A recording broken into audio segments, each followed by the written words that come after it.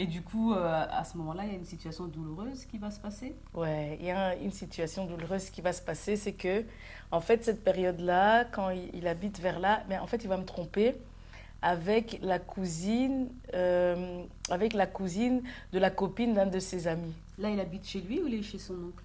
Non, non, là, il habite chez lui. Ah, ok. Et donc, il va me tromper avec la cousine de la copine de son ami, Ok. qui aujourd'hui, bon, c'est plus la copine, mais c'est sa femme. D'accord. Et donc, il va me tromper. Et en fait, quand je suis chez lui, je tombe sur son téléphone. Ok. Je tombe sur son téléphone et tout ça et tout. Et je vois une conversation assez louche entre eux. Et je lui demande et tout, Ouais, Fabrice, c'est quoi ça et tout ça? Quoi, t'as une relation avec elle? Il me dit non. Je me dis, ah, ok, ok, t'as pas de relation avec elle et tout. Je lui dis, je te crois pas. Il me dit, non, je t'assure et tout, il n'y a rien et tout ça. Je lui dis, jure. Il me dit, ouais, je te jure et tout ça et tout. J'ai dit, bon, ok. Si il n'y a pas de relation, il n'y a pas d'ambiguïté et tout, et que tu jures, si tu dis la vérité, c'est pas un problème. Mais si tu mens, demain à 5h30 du matin, ta mère va faire un accident de voiture. Il me fait, oh, pourquoi tu dis les mères? Pourquoi tu dis les mères et tout ça? Et il me dit, il me dit, pourquoi tu dis les mères et tout ça et tout? Je lui dis, mais si tu dis la vérité, qu'est-ce que ça fait? Non, non, non, enlève la maman et tout ça et tout. Je lui dis, non, mais si tu dis la vérité, il n'y a rien qui va se passer et tout ça et tout. Et puis, et puis je lui dis, et de toute façon, il n'y a rien qui va se passer. Donc, on peut rajouter. Je lui dis, en plus de ça et tout, un malheur va t'arriver aussi. Oh, pourquoi et tout ça et tout et tout. Et puis après, il commence à se fâcher vraiment sérieusement. Il dit, ouais, mais enlève ça, enlève ça. Je dis, mais si t'as rien fait, c'est pas grave. Je dis, c'est pas grave et tout, des trucs comme ça et tout. Bien vu, Et bien puis, vu. et puis l'heure passe et tout, des trucs comme ça. Il me fait, ouais, en fait, si je dis la vérité, qu'est-ce qu'il en sera? Il me dit, qu'est-ce qu'il en sera pour... ça va me coûter quoi si je te dis la vérité et tout? Je lui dis, une faute avouée est à moitié pardonnée et ça sera à moi, en fait... ça sera à moi de décider le sort qu'il y aura et tout ça et tout. Il me fait, ouais, c'est vrai et tout, ouais, je t'ai trompé avec elle et tout. Et je lui demande, qu'est-ce qui s'est passé, qu'est-ce qu'il y a eu et tout. Il me dit, ouais, c'est vrai qu'on a une relation, t'attaques et tout et tout. Après, je lui dis, ok, ça va et tout ça. Maintenant, tu m'appelles plus et tout ça. Il m'a dit, je lui dis, maintenant, tu m'appelles plus, je veux plus rien savoir de toi. J'ai dit, moi, mais tu m'avais dit qu'une fois avouée, t'as moitié pardonné. J'ai dit, non, non, non, j'ai dit, moi, je vais pas supporter ça et tout, voilà. Et donc, qu'est-ce que j'ai fait? J'ai coupé contact avec lui et tout, des trucs comme ça. Il m'appelait tous les jours. Il m'appelait tous les jours et tout, des trucs comme ça et tout. Et tu vois, à l'époque, il y avait on avait les touches hein, au téléphone. Il y avait les touches et tout, des trucs comme ça, tu vois. Et à chaque fois, en fait, il aimait bien m'écrire 586. 586, qu'est-ce que ça voulait dire? Ouais. Le 5, c'était le J. Ouais. Le 8, c'était le T. Ouais. Et le 6, c'était le M. Oh, Qu'est-ce que ça voulait dire? Je Je t'aime. Oh. Et donc, il m'écrivait ça et tout, des trucs comme ça. Et moi, j'avais coupé les contacts. Je voulais plus rien savoir. Je sais pas encore comment il avait fait. Il appelait même au télé. Il avait même réussi à avoir le numéro de ma mère. Ok. Il téléphonait aussi ma mère et tout ça. Un jour, il a appelé ma mère. Il a dit qu'il s'appelait Laetitia. Et maman m'a dit. Maman m'a dit, Cynthia, je sais très bien que c'est ton ami là qui téléphone. Je sais très bien comment il va jusqu'à appeler jusqu'ici et tout ça et tout. Je crois qu'il avait même, des fois, il appelait aussi chez mes copines et tout, des trucs comme ça et tout. Parce que comme j'étais avec lui, des fois, en fait, j'utilisais son numéro. Et donc, lui, il enregistrait tous mes appels. Et donc, tellement qu'il était dépassé, il m'appelait un peu chez tout le monde parce que moi, je ne le répondais pas. Et un jour, il m'a demandé, s'il te plaît et tout, laisse-moi qu'on se voie une fois, que je puisse au moins m'expliquer et tout, des trucs comme ça. Et quand je l'ai vu ce jour-là et tout, je vais au rendez-vous, il était amaigri, il était tout mince et tout. Et puis il me dit, ouais Cynthia, franchement, si tu me pardonnes pas et tout, moi je veux boire de l'eau de Javel, je veux mourir, tu vois. Et je veux boire de l'eau de Javel et tout, je veux mourir et tout, des trucs comme ça et tout. Et puis, mais pendant aussi le temps où j'avais pas de contact avec lui, il me manquait. Il me manquait. Donc il y a eu la tromperie, mais j'étais trop attachée à lui et tout. Et donc il me manquait. Et quand je le vois qu'il a maigri et tout ça et tout, je repense, tu te souviens à mon premier amourette, comment j'avais maigri, comment je racontais à ma nièce et tout ça et tout, comment c'était difficile. Et en fait, quand il est dans cette situation comme ça, je me vois en miroir. Et en même temps, comme je l'aime, en fait, on dit l'amour, je dis souvent l'amour plus fort que la mort. Et là, c'est l'amour plus fort que la tromperie. Et je lui dis, écoute, je veux quand même te pardonner et tout ça et tout, parce qu'en fait, tu me manques aussi. Et je lui dis, en fait, tu me manques aussi et tout ça, donc je vais te pardonner. Et en plus, ça me fait mal parce que j'étais dans la même situation que toi. J'avais maigri et tout, des trucs comme ça et tout. Et du coup, tu voyais qu'il était sincère aussi. Exact. Tu savais que toi, tu avais été sincère. Exactement. Tu vois. Et donc, cette amourette m'a servi dans ce sens-là. Ça m'a permis de lui pardonner. Exact. Ça m'a permis de lui pardonner et tout, tu vois, le ricochet et tout ça. Mais à partir de là, je lui mets des règles. Et à partir de là, je lui mets des règles, je lui dis, écoute, moi, j'ai grandi dans une famille de polygames et tout, c'est des trucs qui ne m'intéressent pas, tu vois. Et je lui dis, moi, de ce genre de relation, ça aurait pu être que oui, t'es un enfant ailleurs et tout ça. Et ça, c'est des trucs que je me suis juré ne pas vouloir, tu vois. Et donc, je lui dis, tu fais un enfant ailleurs, tu me retrompes et tout, des trucs comme ça et tout ça et tout. Moi, sincèrement, je te pardonnerai plus. Parce que j'avais fait quand même un long moment où je lui parlais plus, je voulais rien savoir et tout ça. Et je lui ai dit, écoute, moi, je vais jouer le jeu. Je chipoterai plus à ton téléphone. Je vais jouer le jeu, je chipoterai plus à ton téléphone et tout ça. Tu fais ça, je t'attrape, ok. Je t'attrape pas, voilà, tu vois. Au jour d'aujourd'hui, sincèrement, j'ai fait 17 ans de relation avec Fabrice. J'ai jamais entendu qu'une fille est venue me parler. Après, je dis pas qu'il m'a jamais trompé, mais il a jamais fait en sorte que ça vienne dans mes oreilles. Jusqu'à sa mort, j'ai jamais rien. C'est jamais venu à mes oreilles et tout. Donc, même si en fait il était volage, moi, j'étais dans mon harem. C'est ça. J'étais dans mon harem et j'ai jamais entendu qu'il a eu un enfant ailleurs et tout, des trucs comme ça. Donc, tout ça, en fait. Ce contrat en fait qu'on a eu à ce moment-là, en fait, il l'a honoré, il l'a respecté en fait. Et donc voilà, par rapport à ça, encore une fois, de cette tromperie, on a pu en fait poser des bases qui nous ont poursuivis tout au long de notre relation, quoi. Tout à fait. Ouais. Tout à fait, c'est beau. Et du coup, à ce moment-là aussi, tu lui rappelles régulièrement de faire sa chirurgie. Pourquoi ? Oui, je le rappelle en fait régulièrement de faire sa chirurgie. Pourquoi ? Parce que quand on était en dehors de ses proches habituels, il était souvent en fait, il était facilement gêné. Et moi, j'aimais pas ça, ça me touchait. Ou peut-être que moi aussi, peut-être j'assumais pas. Peut-être que ça me concernait moi aussi. Et donc, je le rappelle régulièrement. Et un jour, qu'est-ce qu'il me dira ? Il me dira, si t'es pas à l'aise avec ça, ben, il me dit, si t'es pas à l'aise avec ça, tu peux me quitter. Parce que moi, je ne ferai plus de chirurgie. Et du coup, quand il me dit ça, il me dit vraiment avec un ton ferme, vraiment un ton extrêmement ferme. Et moi, quand j'entends ça, en fait, je lui en parle plus. Je lui en parle plus, sauf quand au moment où on avait des disputes. Mais sinon, j'en ai plus jamais reparlé. Et donc, du coup, tu te rappelles que dans ma première partie, je disais que, parce que tu vois, après mon amourette, et puis après quand je me suis tournée vers le monde, là, et que j'avais l'étiquette de la sœur d'eux, et que du coup, ça m'avait créé un complexe, parce que tout le monde, en fait, me fouillait comme la peste. J'avais fait une prière. Tu te rappelles que j'avais fait une prière, j'avais dit que Dieu choisisse l'homme pour moi. Oui, tout à fait. Que Dieu choisisse l'homme pour moi. Et je me retrouve dans une situation où...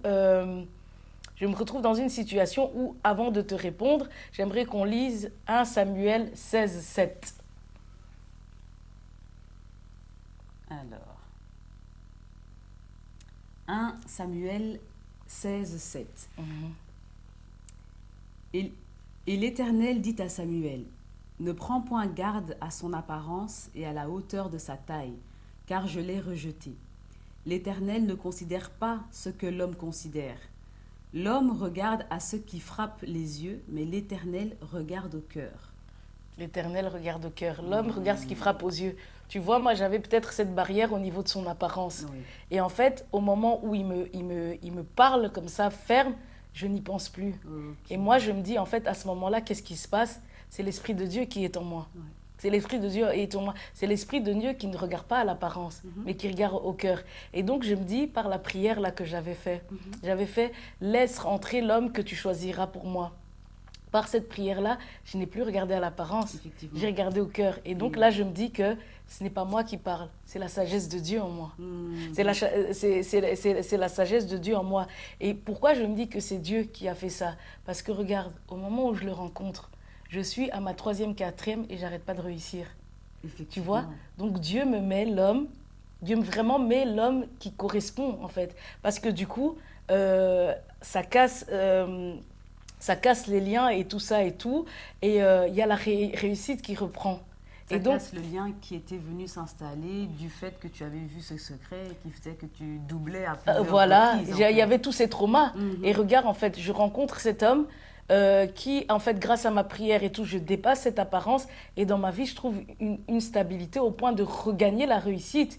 Et donc, vous voyez encore comment la puissance de Dieu agit. Et comment aussi, en Effectivement. plus de ça, de la première amourette, je, en fait, je me sers de la première amourette de déception Mhm. pour pouvoir, en fait, pardonner cet homme Exact. pour pouvoir pardonner cet homme. Et vous voyez comment il y a les deux arbres. Il y a l'arbre de la connaissance du bien et du mal et l'arbre de vie. Mhm. L'arbre de la connaissance du bien et du mal, c'est que à la base, j'avais coupé les liens. Pourquoi? Parce que dans mon histoire, il y avait déjà des, en fait, mon papa qui était dans la polygamie, on a souffert Mhm. dans ça et je voulais pas lui pardonner. Ça, c'est le mal de ma famille. Mais Effectivement. en fonction, en fait, de l'amourette que j'ai eue, je me suis rappelé que moi-même j'ai souffert, j'ai pu passer au-dessus de mes liens familiaux et le pardonner. Ah ouais. Et regarde, il est dans ma vie Mhm. et je commence à réussir. Donc en soi, tu n'aurais pas fait tout ce travail-là, Mhm, ce cheminement de pensée, mhm. tu lui aurais pas pardonné et tu serais passé au-dessus du fait de pouvoir briser le lien quelque part. Exactement. Je serais restée dans mon arbre de malédiction Effectivement. et de bénédiction, le bien et le mal. Mhm. Et regarde, en fait, le truc qui est là, c'est que à partir du moment où je réussis, ça fait comme si je ne suis pas assiégée. Et ça ferait en fait, ça crée un chemin, ça ferait un chemin en fait dans ma vie Mhm. où en fait je deviens, grâce à cette rencontre, je deviens de plus en plus lumière. Ouais. Je deviens de plus en plus lumière. Et regarde, ça même, ça arrive à un moment où ça fait péter en fait les lois de famille. Dans le sens où c'est un moment aussi, mon frère, il peut pas faire asseoir sa loi. Ouais. T'as vu? Et Comme il donc n'est ça, pas là, oui. ouais. Et donc là aussi, c'est une règle familiale qui saute parce que Mhm. je le rencontre à un moment où les règles en fait ne peuvent plus se faire valoir. Et Effectivement. imagine-toi en fait aussi, imagine-toi aussi, je pense aussi avec tous ces liens qui tombent et tout des trucs comme ça. Imagine-toi. Tu te rappelles que j'avais dénoncé et que des fois, en fait, mon frère pouvait m'attacher, me mettre à la cave et tout, des trucs comme ça et tout ça. Ouais. Et je me dis, en fait, je me dis, le fait que si j'avais pas dévoilé en fait le secret, si j'avais pas dévoilé, non, si j'avais pas dévoilé à chaque fois qu'il me mettait à la cave et tout Mhm. des trucs comme ça, qu'est-ce qui se serait passé? C'est ça. Peut-être que tu vois, au départ, mon silence aurait été acheté. Peut-être que Mhm. ça allait aller plus loin. C'est ça. J'ai été épargnée en fait par Effectivement. rapport à ça en brisant le silence. Mais ma curiosité en fait, ma curiosité et tout ça qui a fait que j'ai vu cette situation, en Mhm. fait tu te rends compte, en fait tu peux comprendre en fait finalement ici que ça m'a éteint.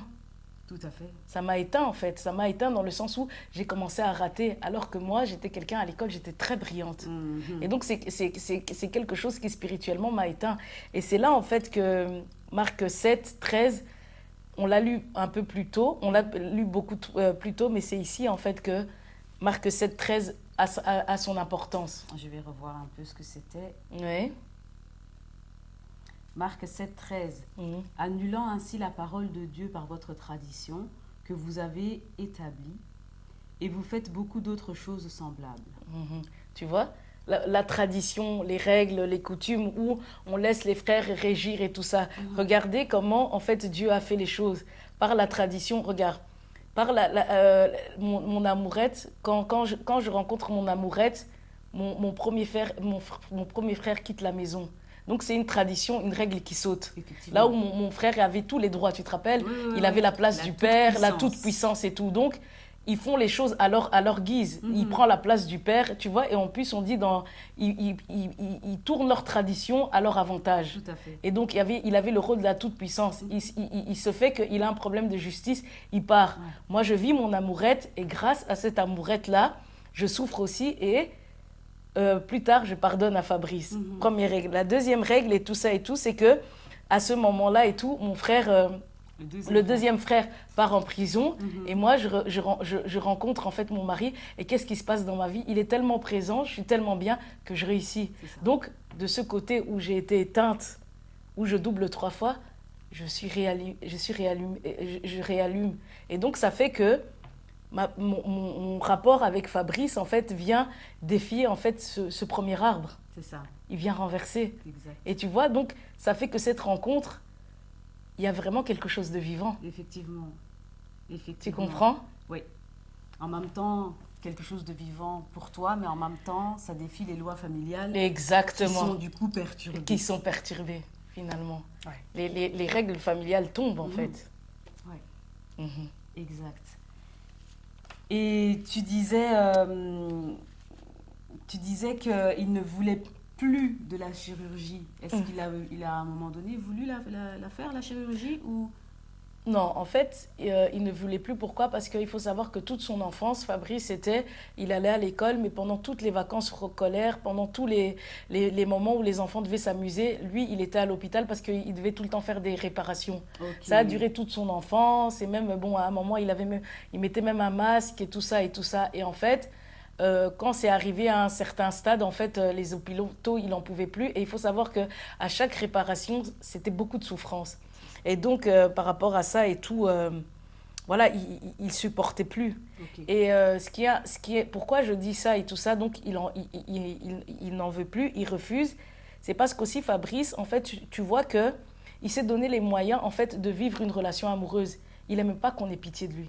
Fabrice, il n'aimait pas qu'on ait pitié de lui. Et donc, en fait, lui, il était dur avec lui-même. Mhm. Il était dur avec lui-même et pour lui, c'était important d'avoir une relation amoureuse, point. Pas qu'on le fasse, que quelqu'un ait pitié pour lui.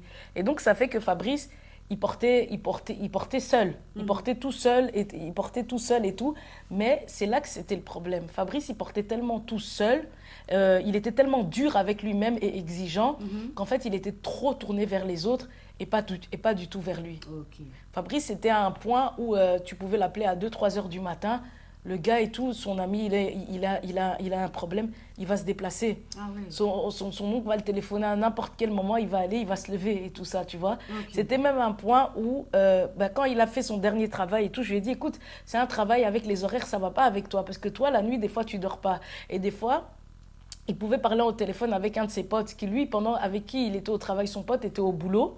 Il boulot de nuit, Oh mais oui. lui, il allait travailler le matin, mais il était au boulot, il était au téléphone avec son pote. Des fois, il parlait avec les cousines, avec ses potes et tout, tu vois. Donc il parlait la nuit et puis du coup il Il devait se lever à 5h, 4h et aller au travail. et Ok. aller au travail. Et donc, Ouais. Fabrice, il s'oubliait un peu trop comme ça, Mhm. tu vois. Tout à fait. Et donc, et donc, euh, et donc voilà, ce côté-là où il était dur avec lui-même, je trouve que c'était un point où il s'était oublié. Oui. Et donc je lui faisais souvent la remarque, mais en fait, j'avais l'impression que ça n'avait pas d'impact. Mhm. Mhm. Ok.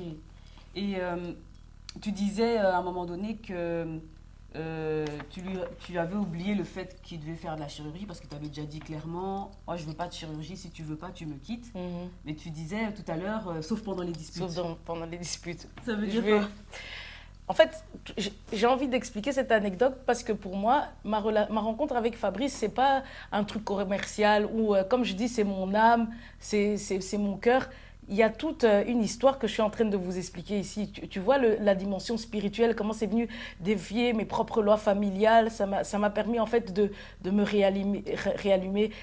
Tout ça aussi pour dire que voilà, nous, c'était pas une histoire à la Roméo et Juliette où on s'aimait trop. Fabrice et moi, c'était vraiment... En fait, on vivait tout à fond. Quand on s'aimait, c'était à fond, mais quand on se disputait, c'était à fond. Ok. C'était à un point où,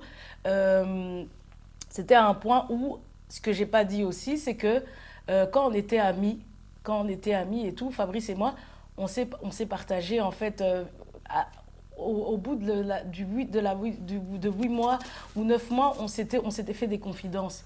En fait, on s'est fait des confidences quand on était amis. Je lui ai raconté ce que j'avais vécu dans ma famille.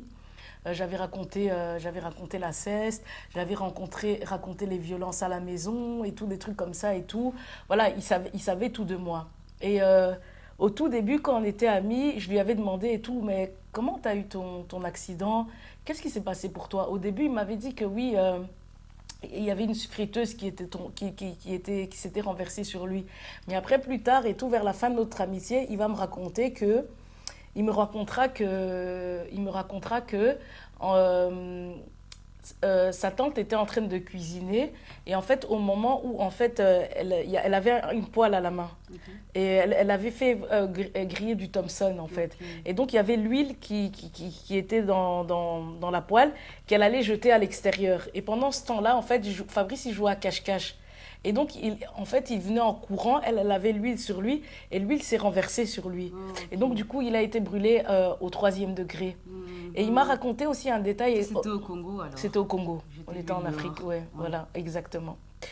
Et du coup, il me dira que même le jour où, en fait, il a eu son accident, la veille, le soir, parce qu'au Congo, en fait, dans leur parcelle, ils avaient des animaux. Il y avait des coqs, il y avait des chiens et tout ça. Il m'a dit que ce jour-là, la nuit, en fait, les animaux, ils étaient en train de tourner en rond. Ils étaient en train de tourner en rond dans la parcelle et ils faisaient des cris bizarres. Et en journée, il y a cet accident qui s'est passé. D'accord. Fabrice me dira aussi, me dira un truc important, c'est qu'à sa naissance, quand il est né à sa naissance, il avait plein de petits boutons comme ça sur le corps. Il avait plein de petits boutons sur le corps. Et en fait, c'était à un point où, en fait, avec cette situation-là, il a failli mourir. Ah ouais. Il a failli mourir. Et en fait, avec la brûlure aussi, c'était comme ça. Bref. Ok. Quand je dis, sauf pendant les disputes et tout ça, pourquoi je raconte ça et tout? Parce que le problème, c'est que des fois, on se disputait. Quand on se disputait, c'était fort. Quand on s'aimait aussi, c'était fort.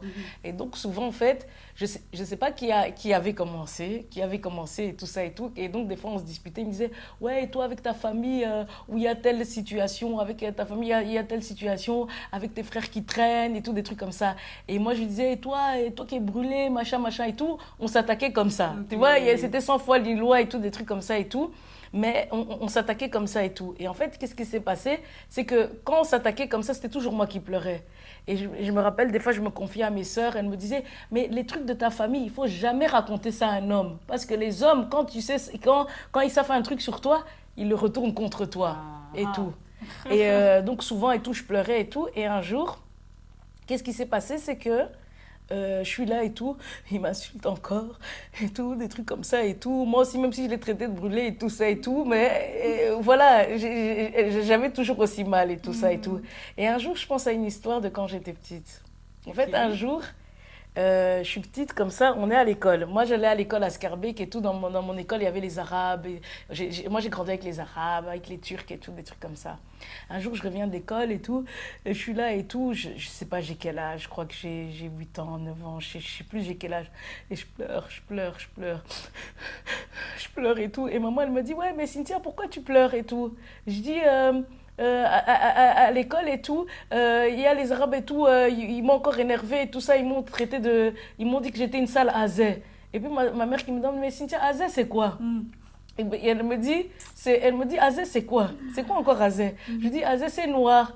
Et donc elle me dit, ah, donc ils t'ont traité de sale noir. Et donc ils t'ont traité de sale noire et tout ça et tout. Je dis, ouais, ils m'ont encore traité de sale noire et tout ça. Et puis après, moi je suis en pleurs et tout. Et puis ma mère, elle me dit, Cynthia, hier, tu t'étais lavé. Et puis moi je pleure et tout. Je me dis, mais où est le rapport? C'est quoi le truc? Ouais. Et tout en pleurant et tout, je m'arrête. Je dis, mais oui, hier je m'étais lavé. Elle me dit, aujourd'hui le matin, tu t'étais lavé? Je lui dis, ouais. Je lui dis, ouais, et tout, des trucs comme ça. Mais elle me dit, mais Cynthia, ouais, le problème? Tu es vraiment noire, mais c'est juste que tu n'es pas sale. Après, je me suis dit, ah ouais. Je me suis dit, ah ouais, et tout, des trucs comme ça et tout ça. Et puis après, et puis on en revient à Fabrice et tout, des trucs comme ça et tout. Qu'est-ce qui s'est passé et tout? C'est qu'un jour et tout, énième dispute et tout. Ouais, toi avec ta famille, vous avez eu l'inceste et tout, des trucs comme ça et tout ça et tout. Ouais, tes frères qui traînent et tout, ouais, des voyous et tout, des trucs comme ça et tout, machin et tout. Après, je lui dis, mais en vérité, Fabrice, mais t'as raison, c'est vrai. Tout simplement. Je lui dis, t'as raison, c'est vrai. Et puis, depuis ce jour-là, en fait, ce truc-là, ça marchait plus. Les trucs de dispute et tout ça. Et lui aussi, par rapport au truc brûlé, ça le faisait plus mal. Et donc, ce qui était intéressant, c'est que, et souvent, je dis, en fait, Ah, je dis souvent à mes patients, des fois les couples, c'est thérapeutique.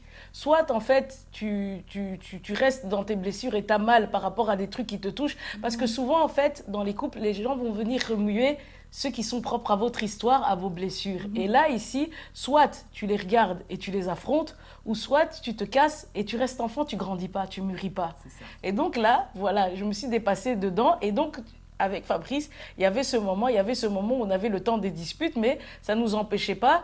On se dispute aujourd'hui, on se dispute dans la minute après. Je dis, ouais, bon, c'est bon, maintenant on va faire les courses. Ouais, ouais, ok. Et c'était comme ça. C'était reparti. Donc Ok. voilà. Et donc, comme je disais, notre histoire, c'était pas une histoire à l'eau de rose, tu vois, c'était vraiment pas une histoire à l'eau de rose. Et pour revenir en fait à la tromperie que j'ai eue, qu'est-ce qui s'est passé? C'est que, bon, comme je disais, on avait les disputes et tout ça, et par rapport à la tromperie et tout, j'avais établi en fait, on avait établi un fonctionnement, dans le sens où, comme j'ai dit et tout ça, la première fois, j'avais regardé son téléphone, mais j'avais joué le jeu après. Je touchais plus à son téléphone. Je touchais plus à son téléphone et tout ça. Et je lui avais dit, écoute, moi j'ai connu les histoires de polygamie et tout des trucs comme ça. S'il y a une tromperie et en plus de ça, un enfant sort de là, moi je te pardonnerai plus. Moi je te pardonnerai plus et tout Tu ça. as connu les histoires de polygamie dans ta famille déjà. Dans ma famille. Et donc, les trucs de tromperie, des enfants, en plus, moi j'ai dit pour moi c'était pas possible. Donc, si tu me ramènes ça, moi, en tout cas, moi et toi, c'est fini. Et qu'est-ce qui s'est passé? Donc, comme j'ai dit, je touchais pas son téléphone. Et sincèrement, même si de son côté, après, il allait voir ailleurs et tout ça et tout, j'ai envie de dire, en fait, c'était son arbre. On a vu qu'il y a l'arbre de la connaissance du bien et du mal, c'était son arbre. Moi, de mon côté, malgré qu'il y avait ces trucs d'arbres et tout ça, moi, je tiens à mon espace. Je tiens à mon espace et tout, des trucs comme ça. Et durant toutes ces années, jusqu'à sa mort, j'ai jamais entendu une fille qui est venue m'appeler ou j'ai jamais entendu des trucs de ton prix. Donc, il a fait ça de son côté. Et en plus de ça et tout, les règles qu'on avait établies, pour en revenir et tout par rapport à ma mère, ce qu'il y avait, c'est que aussi, il y a un moment, on a eu nos enfants. Ok. Et comme moi aussi, je tiens à mon espace, je tiens à ma liberté et tout, ce qui s'est passé, c'est que des fois et tout, il pouvait aller en boîte, il pouvait sortir, aller à ses mariages. Moi aussi, j'avais mes sorties et tout ça. Et donc, par rapport aux enfants, on les gardait au même niveau, tu vois, on les gardait au même niveau. Et puis, il y avait des fois, il y avait ma mère qui me disait, oui, mais comment tu peux laisser un homme garder les enfants? Les enfants, ça appartient à la femme. Et une fois, il y a ma mère qui m'a dit, oui, mais quand tu fais ça, j'ai l'impression en fait que tu te comportes comme ma mère. Qui te comporte comme ma mère qui voulait aussi laisser les enfants au père et tout, des trucs comme ça. Et donc ma mère, Ok, oui. ouais, ma mère, qu'est-ce qu'elle faisait des fois? Elle lui disait de sortir et en fait, ça arrivait qu'elle gardait les enfants. Elle gardait les enfants Donc et elle tout. disait à Fabrice de sortir Et elle vient garder les enfants, à sa place. ouais, Ok. vu que c'était pas à moi de les garder, tu vois. En plus de ça, tu avais aussi une fois aussi, tu vois, sa cousine qui m'expliquera au moment du deuil. Ils vont venir me dire, et ils me diront aussi, enfin, qu'un de ses oncles a dit et tout, ouais, maintenant on va voir comment Cynthia, elle va faire avec les enfants. Il faut savoir que, comme j'ai dit, moi j'ai grandi dans une grande famille. Moi, quand j'ai eu mes enfants, avant de faire les enfants, c'est Fabrice qui m'a posé un ultimatum. J'ai fait mes enfants, je les adore de tout mon être et tout ça, mais j'ai fait ça parce que j'aimais mon mari et que lui, il voulait à tout prix avoir des enfants. Ok. Je lui ai donné, mais je lui ai dit que moi, pour moi, avoir des enfants, c'est bien, mais je tiens à ma liberté. Il faudrait que, voilà, on s'organise d'une manière telle que moi, j'ai besoin en fait d'exister en tant que en tant que personne. Ok. Et donc voilà, on avait établi les règles. Et puis du coup, tu as encore, voilà, toi tu mets tes règles en place. Tu vois, il a maman qui vient mettre son grain de sel, l'oncle qui vient mettre son grain de sel aussi. Ok. Et en fait, tu vois que l'oncle et la mère, ils sont pas liés au niveau du sang. Donc Et c'est l'oncle de Fabrice, pas ton oncle à toi. voilà, l'oncle de Fabrice Et ta maman. et sont ma pas maman, liés. oui, ils sont pas liés, mais ils ont la même logique par rapport aux enfants. Les enfants doivent être à la femme. Ok. Donc ça, c'est un problème culturel. Et on est de nouveau où moi, je fais la loi dans ma famille, mais eux, ils viennent en fait, du coup, les deux côtés, s'incruster pour imposer leurs règles. Exactement. Tu vois? Et donc discréditer votre règle. Discréditer À toi votre et à règle. Et Fabrice. c'était à un niveau où même par rapport aux amis, à un moment et tout, Fabrice qui disait oui, mais même mes potes et tout, ils restent pas avec les enfants comme ça et tout ça et tout. Ça allait très loin. Et donc il y avait ce truc aussi au niveau social, culturel qui était mis à mal. On a parlé de l'indépendance. Tout à fait.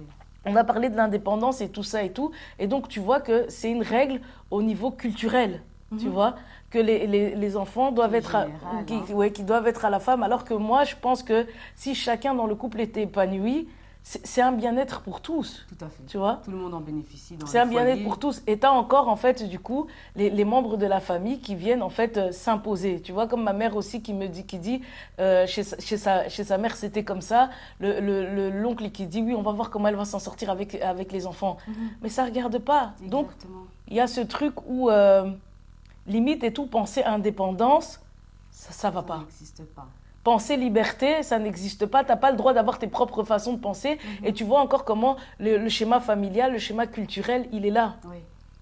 Et quelque part, au travers de l'inquiétude de ta mère, elle te fait porter une histoire qui ne t'appartient pas. Exactement. Non plus. Et fait porter. Et Fabrice aussi, par rapport à toute ce truc social, il déroge à ses règles, tu vois. Il déroge à ses règles et tout ça. Et donc, à part ça, tu vois, des fois aussi, c'était comme ça. Il allait en boîte et tout ça. Mais sincèrement, genre, moi, je lui avais dit, à 7 heures, tu es là. Si tu dois déposer les enfants, tu déposes. Et tout ça, en fait, c'était réglementé. C'était réglementé. À la fin, au deuil, il y avait des personnes qui me disaient, oui, mais c'était un gars de boîte. C'était un gars, tu vois, on disait, oui, au deuil, il y avait beaucoup de gamines et tout, des trucs comme ça. En vérité, j'ai envie de dire que ça fait partie de son art. Moi, à la maison, j'avais un gars respectueux. Oui, ça pétait, c'était pas la rose, mais on avait une vie de famille organisée. On avait une vie de famille organisée, quoi. Donc, voilà, c'est un peu ça que j'ai envie d'expliquer. Ok.